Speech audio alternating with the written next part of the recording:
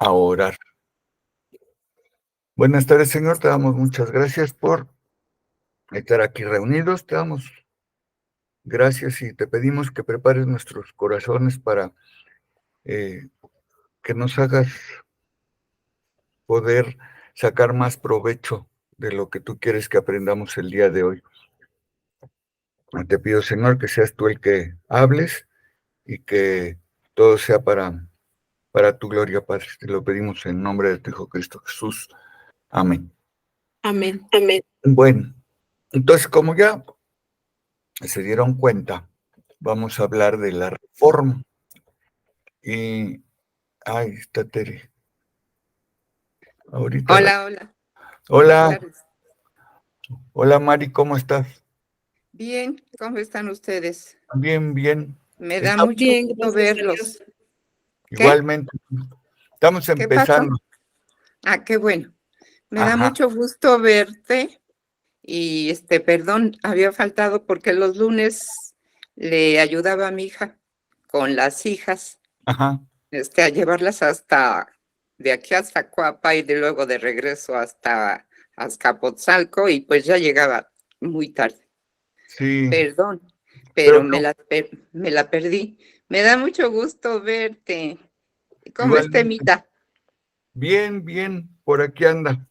Ah, Es- bueno.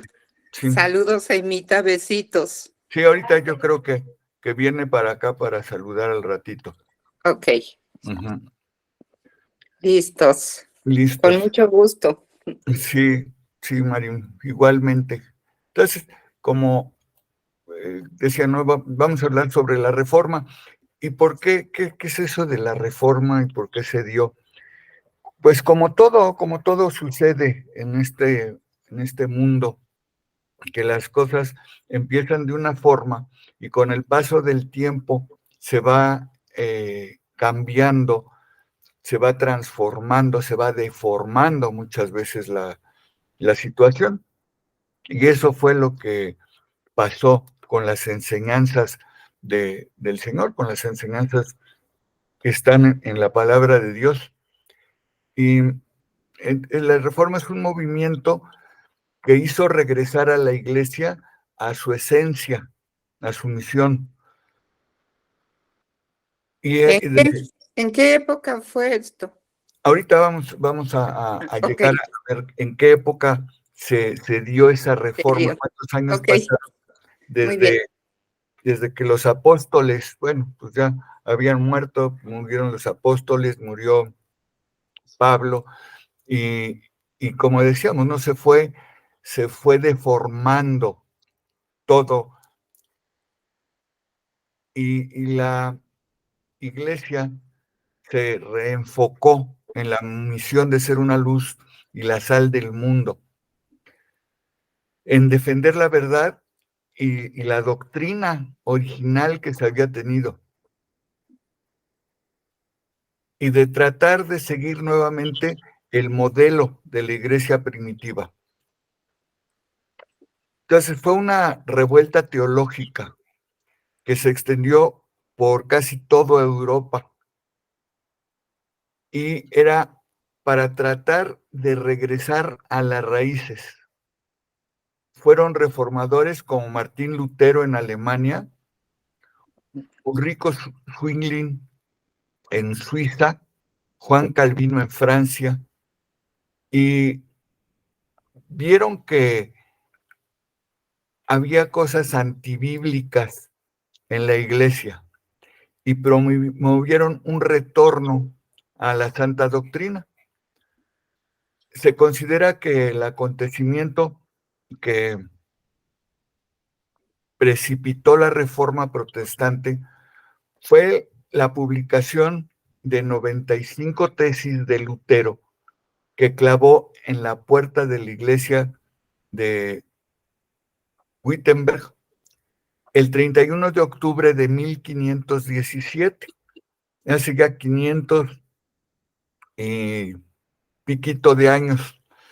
Y el día 31 de octubre se conmemora la reforma, por eso también quise hacerlo lo más pegado a esa fecha. la semana pasada ya ve que estuvimos viendo todo lo que era lo de el Día de Muertos y el Halloween, que también es muy importante que lo tomáramos. Y esas son las cosas que se fueron permitiendo. Por ejemplo, el Halloween y el día de la celebración del Día de Muertos fueron cosas que se fueron metiendo en lo fundamental que había. Y por eso lo vimos la semana pasada que nosotros no debíamos de participar.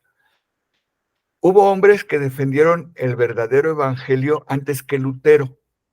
Entre ellos estaba John Wycliffe, es un teólogo inglés, profesor de Oxford, que él murió de muerte natural, pero fue condenado como hereje en 1415. Desenterraron sus huesos, los molieron y los echaron al río. También Juan Hus, que era un sacerdote de Bohemia, y él sí fue quemado en la hoguera por su oposición contra la Iglesia romana. Gioralmo, este es un italiano, un fraile italiano, Savonara, él fue ahorcado y después de que lo ahorcaron, lo quemaron en 1498. Martín Lutero se empezó a cuestionar ciertos procedimientos que imponía la Iglesia. Por ejemplo, en ese tiempo estaban muy de boga las indulgencias, que era que por medio de un pago se conseguía la salvación. Entonces, la gente pagaba y ya no se preocupaba. Los ladrones pagaban sus indulgencias y seguían robando. Y eso fue lo que le empezó a brincar a Martín Lutero. Y encontró en Romanos, la Biblia en Romanos capítulo 1, versículo 17, que dice,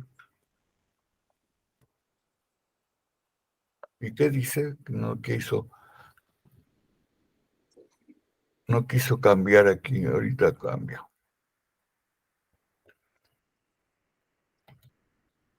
Dice, porque en el Evangelio la justicia de Dios se revela por fe y para fe, como está escrito, mas el justo por la fe vivirá. Entonces se empezó a cuestionar y a decir, bueno, es que aquí la Biblia me está diciendo que es por fe, no por un pago. Y aquí este versículo dice, como está escrito. Entonces, desde antes, en el Antiguo Testamento ya estaba escrito. Y eso lo encontramos en Habacuc 2:4, que es uno de los profetas menores, que dice, he aquí que aquel cuya alma no es recta, se enorgullece, mas el justo por su fe vivirá. Entonces, lo importante de la fe es lo que importa para el justo, para ser justificados delante de Dios. Entendió Martín Lutero que no era por la cooperación, por el pago, sino por la fe que se justifica. Y por eso escribió las 95 tesis que clavó en las puertas de su iglesia. Y fíjese que las escribió en latín, no las escribió para el pueblo, las escribió para los líderes religiosos de la época, para que le resolvieran sus dudas. Las primeras tesis tratan sobre la pregunta, ¿la penitencia es arrepentimiento? Sobre si la penitencia puede llevar al arrepentimiento. Mateos 4:17 nos dice, Desde entonces comenzó Jesús a predicar y a decir, arrepentíos, porque el reino de los cielos se ha acercado. Entonces siempre nos está pidiendo que nos arrepintamos, pero no nos está poniendo una penitencia. La tesis 2 trata sobre la confesión y la penitencia. Y en ese tiempo, pues como todavía los que fuimos a confesarnos a la Iglesia Católica, pues nos daban que teníamos que rezar 10 Padres Nuestros y 10 Aves Marías. Y otra de las dudas que tenía Martín Lutero es que, por ejemplo, en Mateo 6:7 dice, y orando, no uséis vanas repeticiones como los gentiles, que piensan que por su palabrería serían oídos. Y que era esa penitencia de rezar, de repetir tantas veces lo mismo. Son vanas repeticiones que aquí en Mateo Jesús nos está diciendo, ¿sabes qué? No lo hagas. La tesis 3, por ejemplo, si hay arrepentimiento interior, ese arrepentimiento se refleja en lo exterior. Eran preguntas que hacía. En la 4 le preguntaba, ¿la pena del pecado sigue y si sirve o no sirve el pago? Luego llegaban a tal grado en la iglesia que decían que los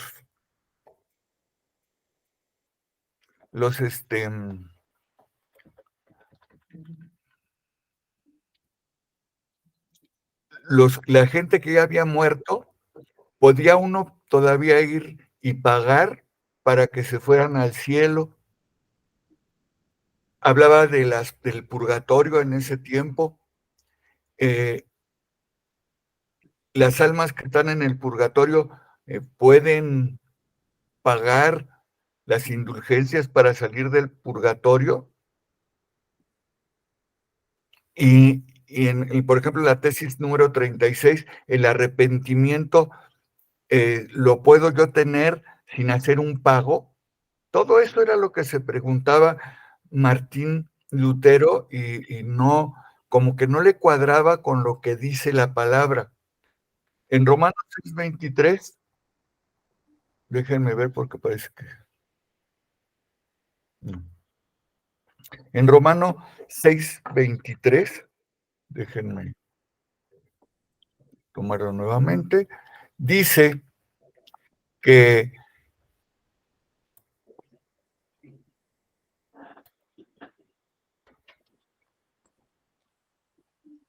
porque la paga del pecado es muerte,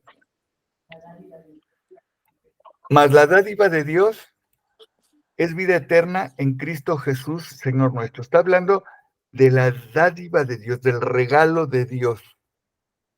Entonces, les digo que era lo que se le hacían bolas en su cabeza. Ya en tiempo de Martín Lutero, ya no los sacerdotes, como era Martín Lutero, como Calvino, ya no podían casarse, pero leían Timoteo capítulo 3, donde habla de los obispos de la iglesia y dice claramente que los obispos deben de ser esposos de una sola mujer. Entonces decía, bueno, a ver, aquí dice que deben de ser esposos de una sola mujer y acá nos están prohibiendo que nos casemos. Entonces, en el centro de esa confusión, por eso fue esa reforma protestante donde protestaban de todos estos puntos. Y había 4 preguntas básicas que se hacían. ¿Cómo es que una persona se salva? ¿Dónde está la autoridad religiosa? ¿Qué es la iglesia? ¿Cuál es el fundamento de la vida cristiana?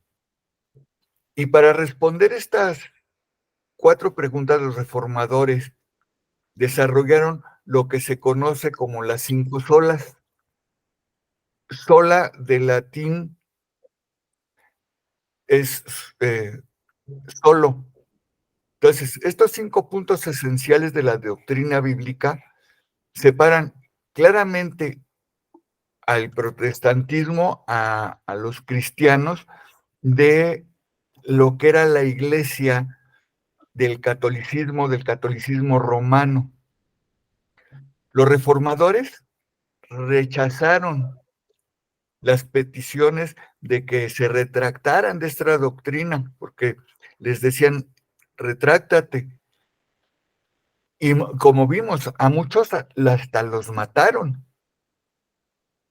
Entonces, estas 5 doctrinas esenciales de la Reforma son las siguientes, y son las que siguen vigentes en nosotros, porque son el fundamento donde debemos de estar plantados. La primera es sola escritura, solo la escritura, solo la Biblia. La segunda es sola fide, que es solo la fe, salvación por la fe. La tercera es sola gratia, salvación solo por gracia, por regalo de Dios. La cuarta es solus Christus, solo en Cristo. Y la quinta es soli Deo gloria, solo para Dios la gloria. Vamos a ver una por una. Vamos a empezar con la primera, solo la escritura. Los cristianos somos un pueblo de la Biblia. Nuestra identidad está en Cristo y en su palabra. Sin la Biblia, el cristiano no puede existir. La palabra de Dios pone a Dios en el centro y saca al hombre y lo lleva al lugar que realmente le corresponde. Desde el Antiguo Testamento, Josué 1:8, nunca se aparte de tu boca este libro de la ley, sino que de día y de noche meditarás en él, para que guardes y hagas conforme a todo lo que en él esté escrito, porque entonces hará prosperar tu camino y todo te saldrá bien. Desde aquí nos está diciendo que este libro de la ley, que es nuestra Biblia, no se debe de apartar y que debemos de meditar en ella, porque ella es la que nos da la forma en que debemos de vivir. Y si vivimos de acuerdo a la palabra, entonces nos irá bien y va a prosperar nuestro camino. Esta doctrina establece que la Biblia es nuestra máxima autoridad y que es inerrante e inefable, no tiene errores. Y han hecho estudios, hay gente que ha tratado de que la Biblia se caiga, que no sea, pero nunca han podido. La gente lleva siglos, desde el siglo I hasta nuestras fechas, tratando de echar abajo la doctrina, lo que dice la Biblia, y nunca han podido hacerlo. Al contrario, esa gente, después de estudiar a fondo lo que realmente es la Biblia, se convierten al cristianismo. En 2 de Timoteo 3:16 dice: toda la escritura es inspirada por Dios y útil para enseñar, para redarguir, para corregir y para instruir en justicia. Siempre la palabra nos da esa vida, ese consuelo que necesitamos. En tiempos de Lutero, como ahora, la fuente de autoridad también decía que las tradiciones eran lo que nos debían de estar marcando. Y el magisterio de la Iglesia, derivado de las enseñanzas del Papa y de sus obispos. Pero cuando alguna fuente de autoridad se contradice con la Escritura, todas esas enseñanzas deben de ser desechadas. Veíamos que para el Día de Muertos tomaron los colonizadores, los frailes que vinieron a colonizarnos, tomaron eso para tratar de cristianizar, entre comillas, la fiesta. Y veíamos que esa fiesta era de una diosa, y una diosa que ahora la conocen como la Santa Muerte. Entonces, ¿cómo es posible que se haya tratado de unir de esa forma la religión con esas enseñanzas? Y hay muchos intentos para apartar al hombre de Dios, como lo vimos, ¿no? Que el diablo anda como león rugiente, buscando a quien devorar. Y cuando el hombre busca la verdad en las filosofías o opiniones, ya sean propias o ajenas, pues no las debemos de tomar. Tenemos nosotros que ir a la raíz, a la Biblia, y ahí es donde deben de estar nuestros fundamentos. Colosenses 2:8 nos dice: mirad que nadie os engañe por medio de filosofías y huecas sutilezas, según las tradiciones de los hombres, conforme a los rudimentos del mundo y no según Cristo. Estas ideas se levantan contra el conocimiento de Dios y se oponen a la salvación. El hombre no debe de confiar en ningún hombre, debemos de confiar únicamente a Dios. El evangelio de hoy está siendo contaminado con el espíritu de este mundo y se está apoderando de las iglesias cristianas. Hemos abandonado la escritura y la hemos mezclado con otro tipo de ideas humanas. Y al despojarnos de la palabra de Dios, nos despojamos también de la autoridad de Cristo, que es nuestra cabeza. Por eso hay muchas iglesias que están descabezadas. Por ejemplo, hay quien dice que además de la Biblia debemos de tener otro libro.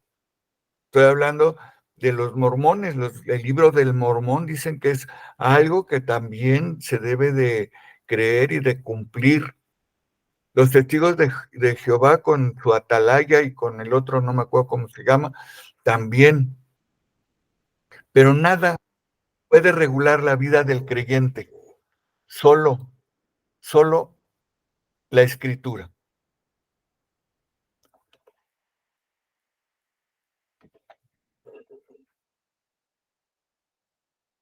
Y entonces, en Hebreos 4:12, ¿qué es lo que nos dice Hebreos 4:12? Muchos ya no lo sabemos de memoria. Porque la palabra de Dios es viva y eficaz y más cortante que toda espada de doble filo, y penetra hasta partir el alma y el espíritu, las coyunturas y los tuétanos, y discierne los pensamientos y las intenciones del corazón. La Biblia nos va corrigiendo poco a poco, pero nos va haciendo que nos caiga, como decíamos, el 20. Entonces, por eso debemos tener esto como sola escritura, solo la escritura, solo la palabra de Dios. Lo segundo era sola fide, solo la fe, la salvación por la fe. La relación que había en la época de Lutero con Dios y de los que vimos de Calvino, de Wycliffe, era a través del miedo, ignorando el evangelio. Dios era un Dios justiciero que estaba enojado permanentemente con el hombre y que era un Dios castigador. Martín Lutero creció con una concepción de un Dios iracundo, siendo Jesucristo el juez ejecutador de la ira de Dios. Lutero deseaba de todo su corazón hacer las paces con Dios y agradarlo a través de sus buenas obras, que es un pensamiento que empezaron a poner que a través de las buenas obras nosotros podíamos agradar a Dios. Lutero se sintió frustrado cuando se dio cuenta que todo intento suyo, que era ayunos, oraciones, buenas obras, hasta usaba un fuete para lapidarse la espalda, para satisfacer la justicia de Dios, y que todo eso era totalmente inútil. Cuentan que Martín Lutero iba y se confesaba con su padre, con un sacerdote,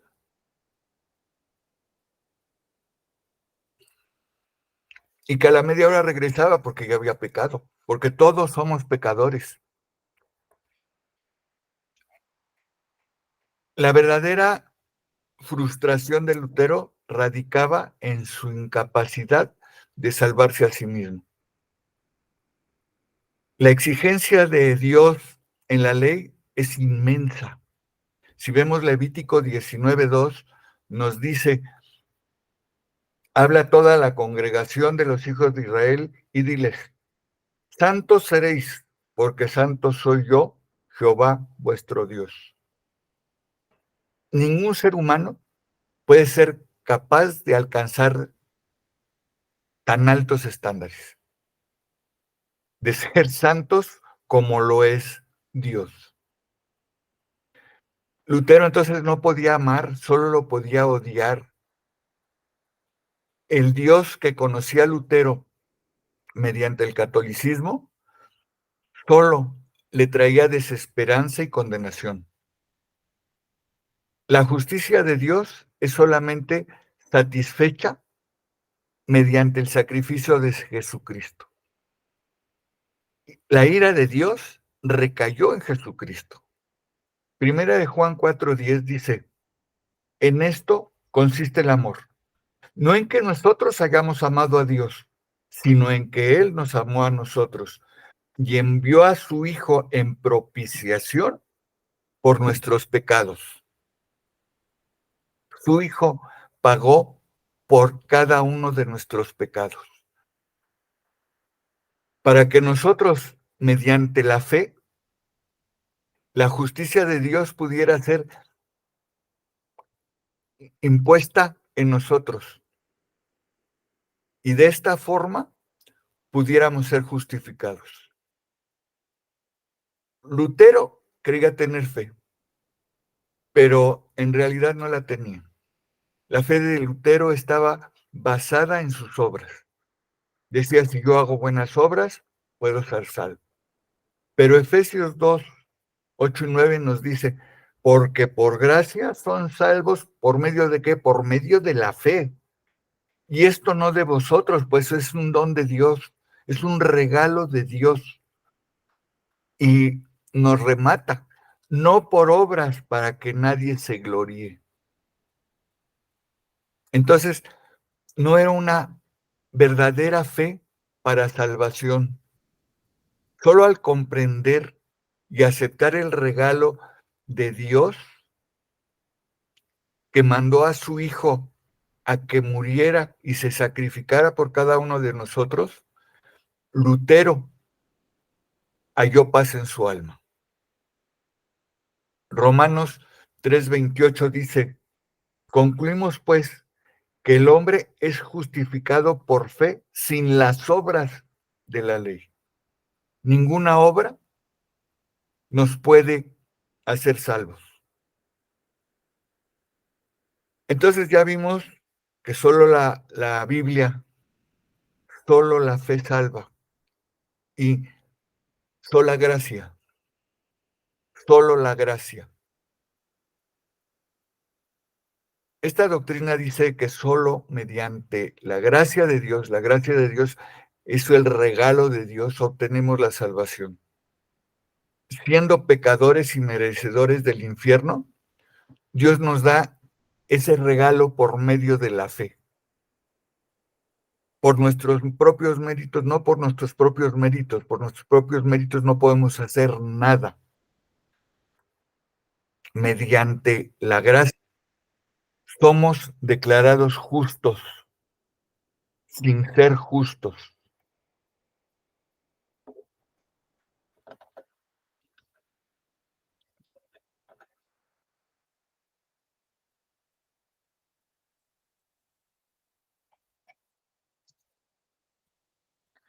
Las buenas obras no conducen, como ya hemos repetido, a la salvación. Isaías 64:6.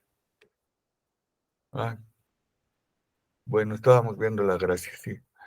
Isaías 64:6 nos dice: si bien todos nosotros somos como suciedad, y todas nuestras justicias como trapos de inmundicia, y caímos todos nosotros como las hojas, y nuestras maldades nos llevaron como viento. Todo lo que nosotros creamos como justo, todo lo que nosotros podamos hacer creyendo que es justo, no es más que suciedad, como trapos de inmundicia.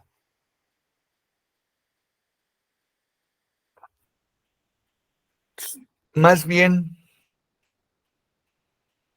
son que es consecuencia de nuestro nuevo nacimiento. Cuando nosotros nacemos de nuevo, recibimos el perdón. En realidad no son nuestras, sino son las obras que Dios hace a través de nosotros. La ley solo sirve para recordarnos y para que nos reconozcamos que somos pecadores. No sirve para salvación, porque ningún hombre puede cumplirla. Es imposible.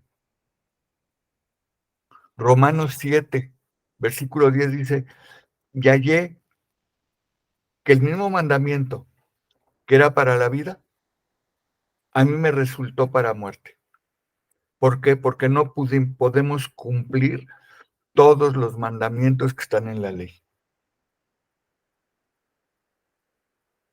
En todo el capítulo 7 de Romanos, Pablo reconoce que por más que él se esfuerza, no puede, porque dice: por un lado quiero hacer lo bueno, pero por el otro lado mi cuerpo, mi yo, me arrastra a lo malo. El favor de Dios no puede ser comprado. No existe algo bueno en nosotros, ni mérito alguno.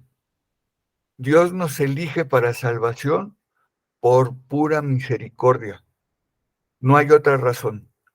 Efesios 1:5 dice: en amor, habiéndonos predestinado para ser adoptados hijos suyos por medio de Jesucristo, según el puro afecto de su voluntad. Solo por su voluntad. Y Él nos predestinó para que nosotros fuéramos sus hijos. Ya ven que la palabra también dice que nos escogió desde antes de la fundación del mundo. ¿Y por medio de quién? Por medio de Jesucristo. Y por el puro afecto de su voluntad. Dios baja del cielo para otorgar la salvación al hombre, en contraste con la religión, que es el intento del hombre de llegar a Dios. Uno es de Dios hacia nosotros, mandando a su Hijo para que muera, y lo que la religión nos dice es: no, tú desde aquí abajo puedes subir, que eso es algo imposible.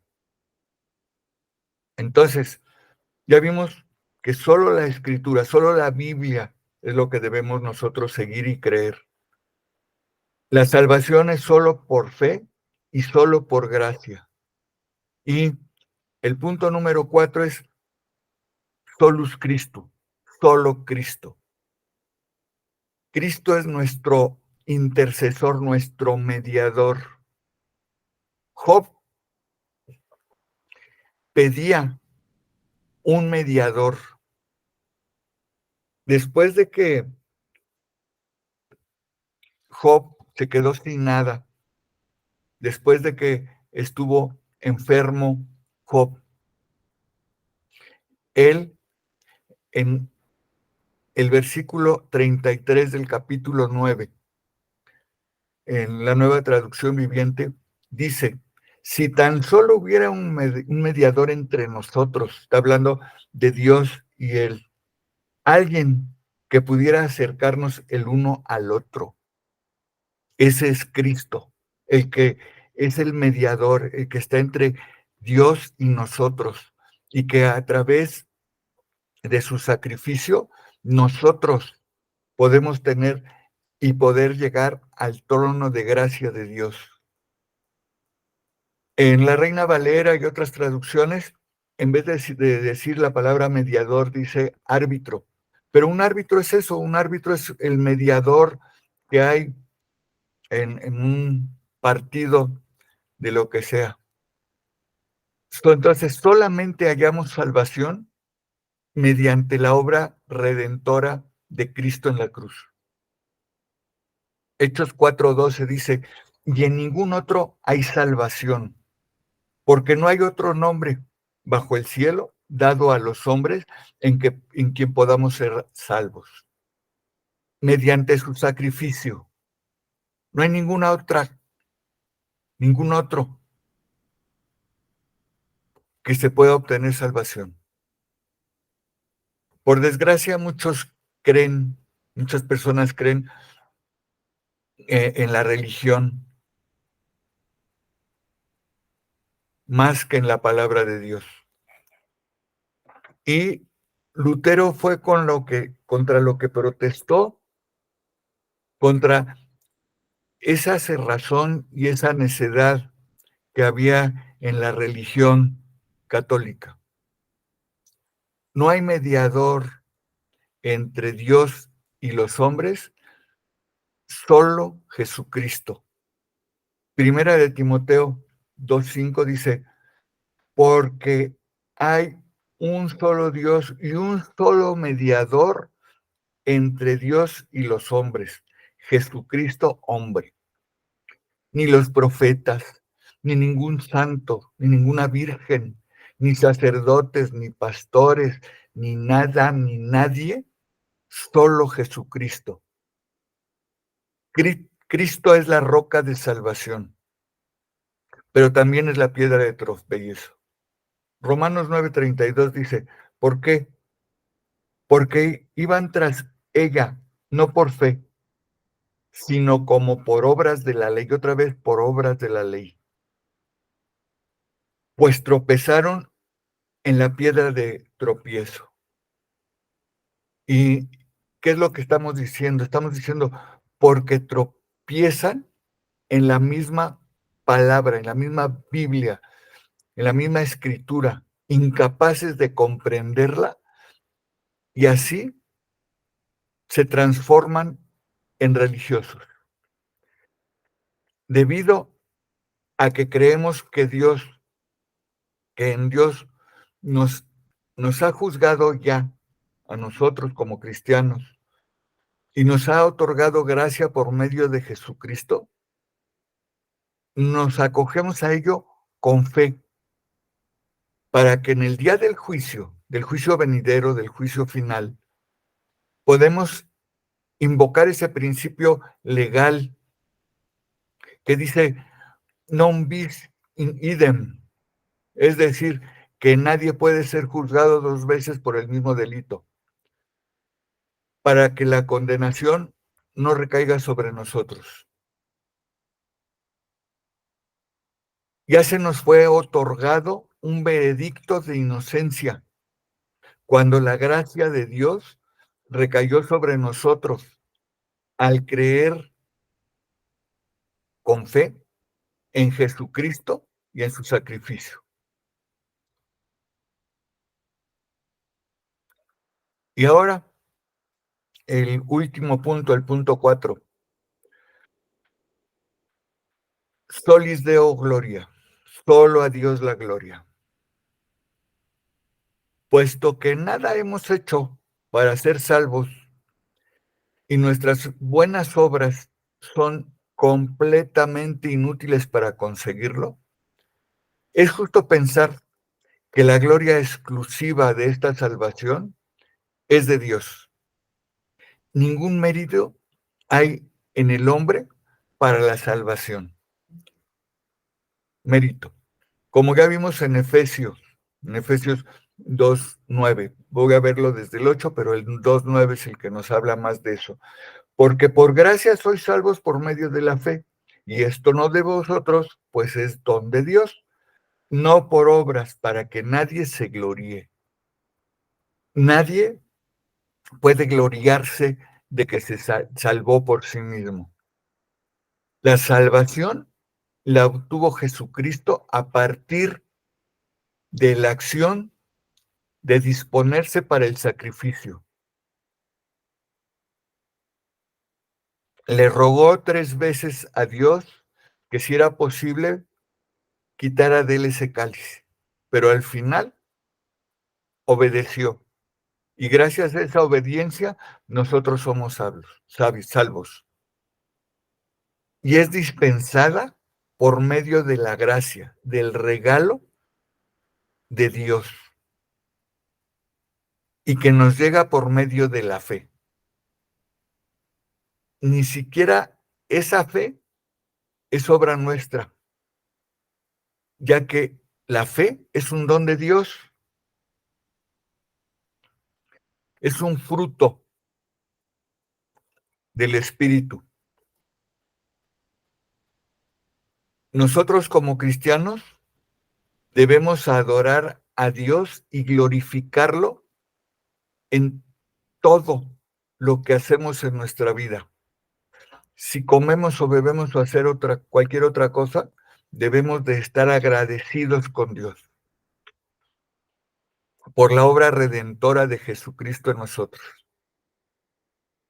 Romanos 12:1 dice: así que, hermanos, os ruego por las misericordias de Dios que presentéis vuestros cuerpos en sacrificio vivo, santo, agradable a Dios, que es nuestro culto racional. Todo lo que Dios ha hecho es para su gloria. Romanos 11:36 dice: porque de Él y por Él y para Él son todas las cosas. A Él sea la gloria por los siglos de los siglos. Amén. Al único que debemos de darle gloria es a Dios. Al único donde debemos doblar nuestras rodillas es ante Dios, ante nadie más. Él es el único, Él es el dueño de todo. Hay el Salmo 148. El Salmo 148 habla de esa forma de alabar a Dios. Y dice que alaben a Dios las estrellas, el firmamento, el sol, la luna, los árboles, todos los animales de la creación y todos los hombres. Cuando oímos que el viento pasa a través de las ramas de un árbol, estamos oyendo la alabanza de la creación hacia Dios. El canto de los pájaros, el sonido que emiten las ballenas, todo es una alabanza a Dios. Y eso es de lo que trata el Salmo 148.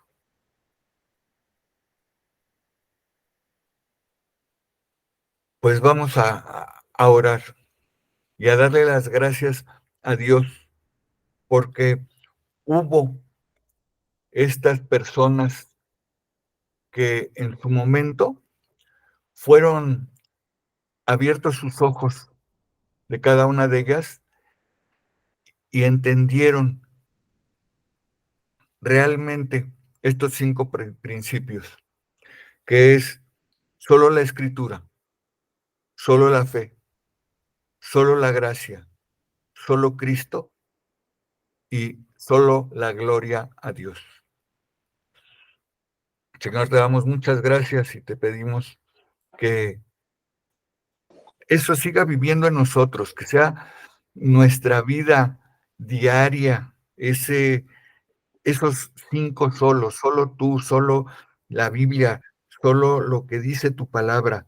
No nos involucremos, no nos metamos en cuestiones humanas, sino solo en lo que dice tu palabra.